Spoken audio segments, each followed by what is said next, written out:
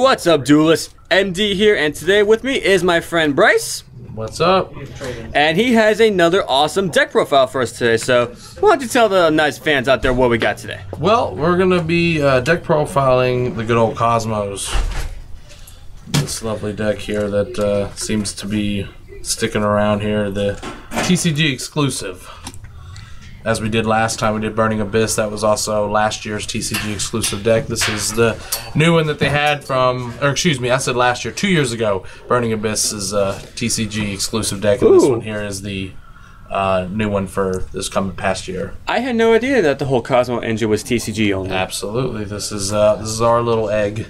So, yeah, definitely. Burning Abyss. Yeah, this is a deck that me and my friend Justin had thrown together real quick over the weekend. This is not the most optimal build. This is what you would call pure Kozmos.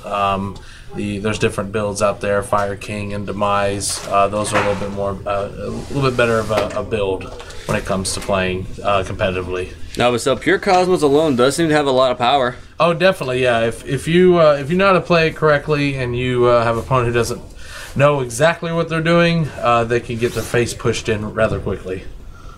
In kind words. In kind words. In kind words. All right, so just go ahead and take it away from here. All right, so we're going to start. It's a 40-card deck. We're going to start with the basic 3 tin cans. This is the soul, the bread and butter of your Kozmos. This is your search card here. Dumps the cards in the graveyard. Again, you're playing this and revolving around Call of the Haunted and Oasis. So this is the card you want to see first turn. You want to get to this card first turn, and you want to use it on the end phase to get your searches in, so that way you can start recycling your Kozmo cards. So definitely 3 of tin can, no exceptions with that. The next thing is basically your boss monster, if you will. The Dark Destroyers, running 3 of them. This was a much needed reprint. It happened a little sooner than it was than we thought. Oh yeah, I remember how much that card was before the reprints. Yeah, during sneak peek, this card reached around 150 to 170. It was extremely expensive, and then when it settled down, the packs came out. They were anywhere from $80 to $90. And then finally, the reprints came out and bumped them way down, which put more of these on the market. So these are definitely your boss monster cards in your Kozmos. Yeah, and a lot of these cards have been reprinted in the Infinite Gold set, so they are much more affordable to anyone who wants to build us and get more into the competitive side of Yu-Gi-Oh! Right, absolutely. And then we have Farm Girl. We run 2 of her. Again, this is another search card here for when she does pure when she does any kind of damage to the life points. Pay 500 to search. This card here was a staple at 3 before Dark Destroyer came out. This card actually reached prices of $70 to $80 as an ultra rare. Yeah, I definitely remember those days. Yeah, so it was up and down with it. It dropped, it went up, and then all of a sudden, when Dark Destroyer came out, these things plummeted. And then once the reprint happened, they practically went to nothing. And we have the new one here, Kozmo Dark Lady here. This is from the new set that recently came out. Run 1 of her. She's basically a negate on lightsabers, if you will. She has a pretty neat effect. Again, she is a was it 6-star? Yeah, 6-star. 5. Excuse me, 5. I'm looking at it upside down so I can see it. 5-star. Normally ships her around that, but so basically you can summon out a Farm Girl, use her effect, banish, put out a Dark Lady, hit, use her effect, banish, and then put out a ship. So she has that capability. So that's another thing. We run 1 of her. So, and then we have the 3 Slip Riders here. These are your back row pops here that you need to get when you have the scales on there. If you have problematic cards, Slip Rider is a very optimal card to use in those situations. Yeah, definitely used it well against me when you fought my Lunar Light deck. Yeah, back row, you don't want to play against the back row. Like I said, you have things like Rippling Mirror Force and things like that that could send these cards back without effects going off. It's devastating. You don't want none of that. The next one, we're in 1 Forerunner. Again, this is sort of basic gaining life. It's good because you have a lot of cards in here that take away life. So putting him back with Call of the Haunted on standby phase, you're going to gain life points, so that helps out. And then you have your Straw Man, really, really good for combos because a lot of your cards go to the grave or Banish Zone. If you have some Dark Destroyers in the grave or in the Banish Zone, you're going to bring them back with him. And of course, the end phase they get destroyed. and then you can use the effect of one of Dark Destroyer Forerunner's effect again. So really nice card to use. For the draw, we have Max C. Run 3 of them with Burning Abyss running around, Monarchs having some special summon here and there. I mean, this is all around a good card to have.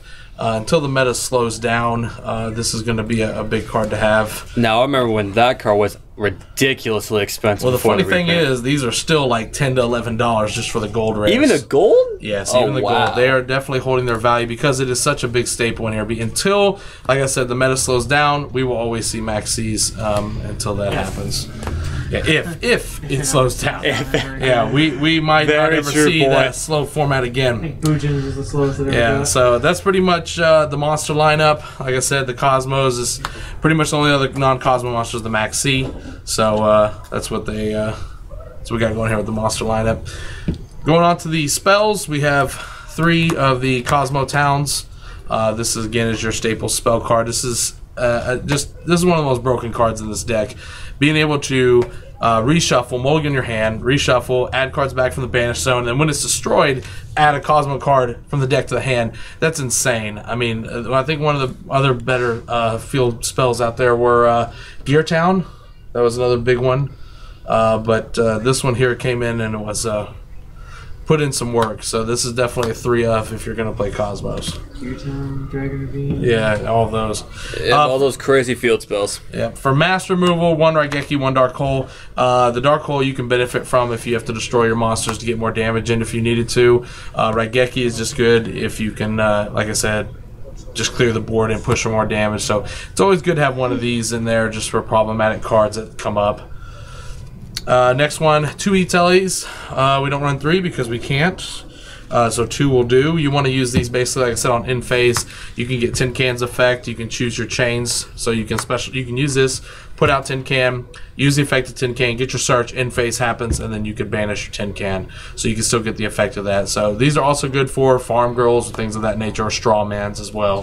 So we run 2 of those. The draw power, upstart, and 2 pot of dualities. Again, these are really just to get your tin cans. It's not really for late game. These are just, like I said, you want to see tin can first turn, period. You need to get that going. That's going to be your pusher. So those are your draw powers in the deck. The next thing here, we're going on to traps. I present to you the most broken trap in the deck, which will be the Cosmojo. And I could second that. Yeah, this is a card which pluses for you. There's a lot of synergy with this card.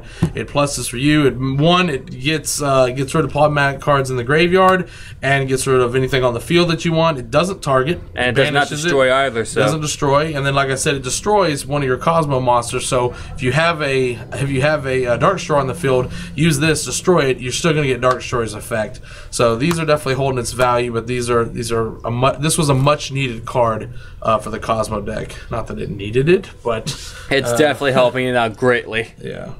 So here's the negate cards, Solemn Warning, and then the 2 Chaos Trap Holes. These are great because it stops light or dark monsters from hitting the field, and it also banishes them. So in this meta, we have tons of light and we have tons of dark.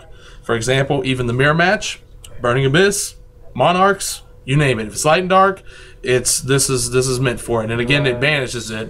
Yeah, Blue Eyes coming up here. This is going to be a great card. This card is already at $7 to $8 for common. Oh wow. Yeah, it's definitely a good staple. And of course, if you face something that isn't running light or dark, it's an easy card to side out, so you can instantly side that out. But those are big for mirror matches and anything going on in this meta.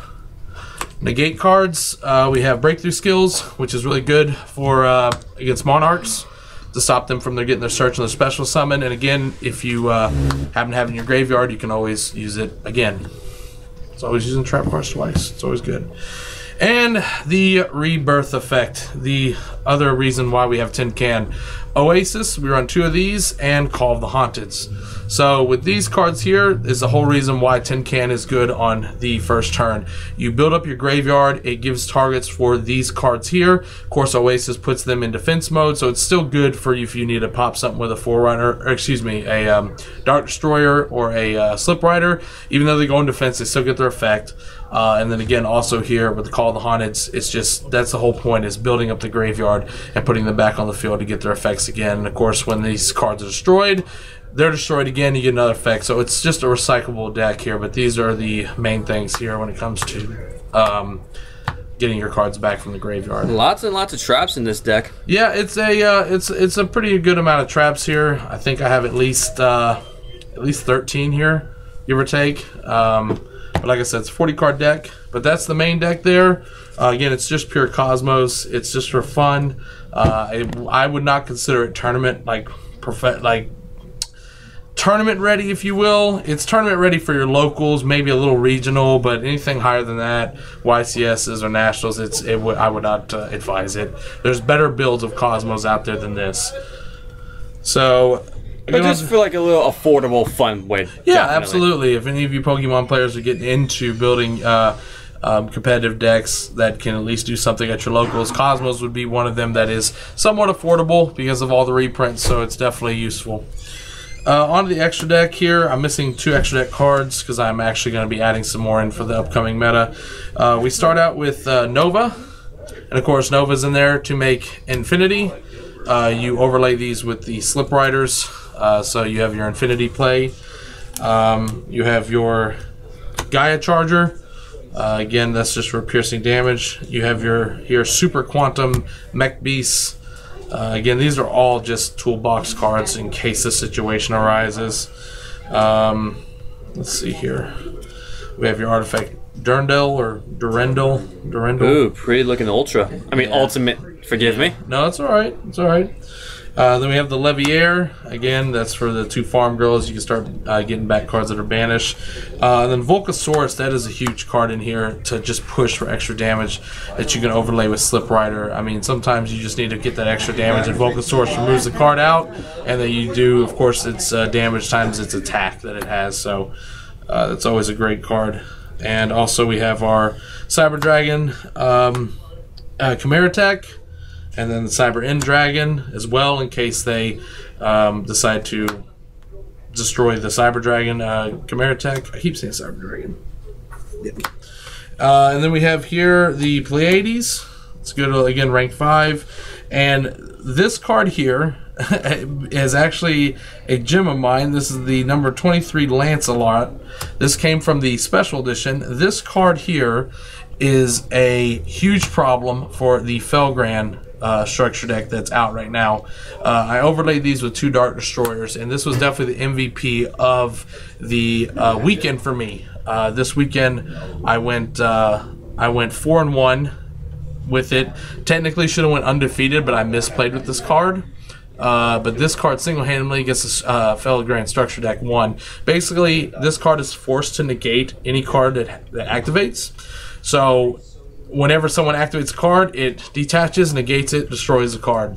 If this card can attack directly. So when it does direct damage, you can then select the monster your opponent controls and destroy them. Ooh. So it has a couple effects there, but this is great because, like I said, it stops the activation of effects and destroys it. So that's a really good card that I had over the weekend. Again, you overlay them with 2 Dark Destroyers. So that's pretty much the extra deck. It's still under construction, but that's a basic gist of what you would want in a Cosmos structure deck at this time. Alright, so there you guys have it. Anything else you want to say about the Cosmo deck? No, that's it. It's fun. I've been playing it pretty much since it came out, probably about a month or so after it came out. I started playing it. I was always a big Burning Abyss player. I've played that since day 1 when it came out. But Cosmos, when that came out, I was playing Burning Abyss. And at the time, Burning Abyss, they were geared, the deck was geared towards the current meta. So when Cosmos came out, it basically turned the meta upside down because your Dantes were getting crushed by Forerunners and stuff because they couldn't target anything, and Forerunner was 2800, and we didn't have Beatrice or nothing. So there was a lot of issues with it, and of course I got destroyed when Cosmos first came out. So, but no, it's a fun deck. It's enjoyable. Like I said, we're getting ready for a meta switch. Usually every August we have a new set of decks that come out. Again, our TCG exclusive decks come out in August, which is when this new packs are coming out.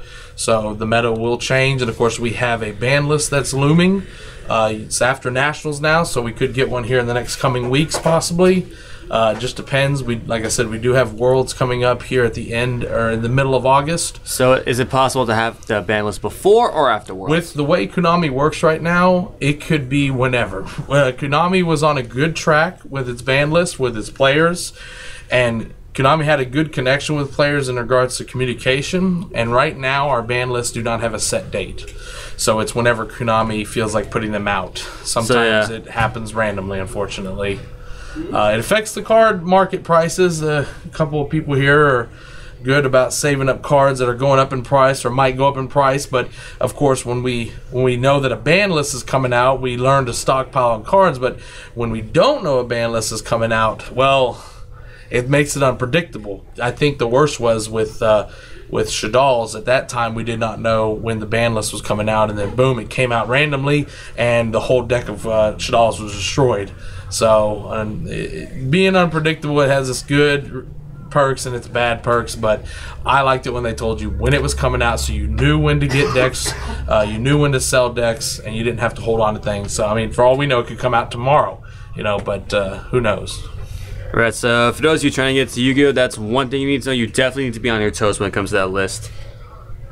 So. And also save up on your cards too, because you never will know when like some 10-set common card could be worth like $5 because of the list, or even higher. Yeah, absolutely. A lot of cards now. Like I showed you earlier, the Chaos Trap Hole. It's a common card, but it is going for $8 to $9. Might go up later on.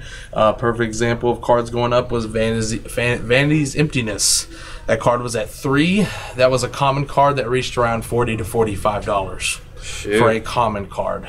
Again, to be fair, the packet came out was not released very much. The Starstrike Blast, so it was not.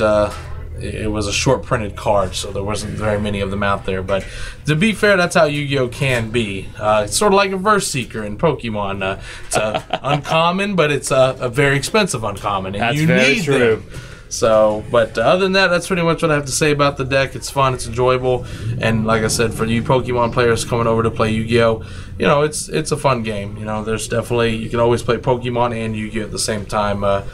It's hey, I somehow managed to do it. Exactly, perfect example right there.